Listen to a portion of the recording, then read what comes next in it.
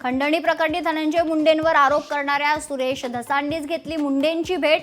मुंडेंचं डोळ्याचं operation झाल्याने त्यांच्या निवासस्थानी भेटायला गेलो. सुरेश धसांची प्रतिक्रिया.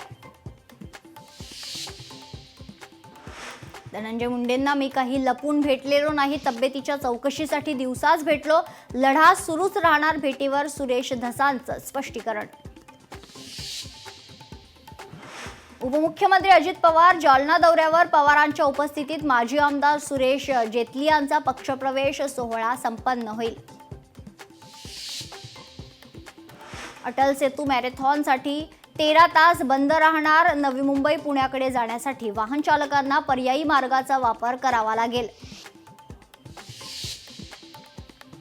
राज्यात सोयाबीनची 11,21,385 टन विक्रमी खरेदी. अन्य राज्यांपेक्षा महाराष्ट्रात सोयाबीन खरेदीचं प्रमाण जास्त. पणन खात्याची माहिती.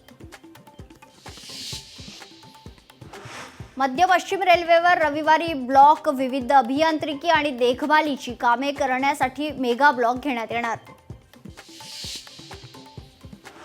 उपमुख्यमंत्री एकनाथ शिंदे आणि नाशिकचे पोलीस आयुक्त संदीप कर्णिक यांची एकांतात चर्चा. एकांतातील चर्चेचं कारण अद्याप अस्पष्ट.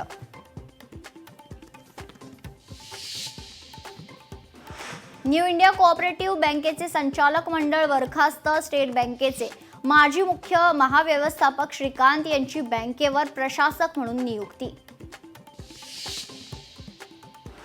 कुंभमेळ्यासाठी उरले फक्त 12 दिवस. 33 दिवसात 50 कोटींपेक्षा जास्त भाविकांनी केलं कुंभस्नान.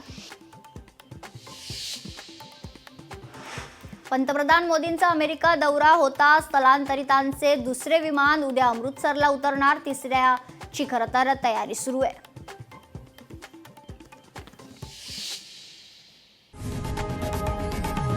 लोकशाही मराठी ऐका, पहा, जागरूक रहा.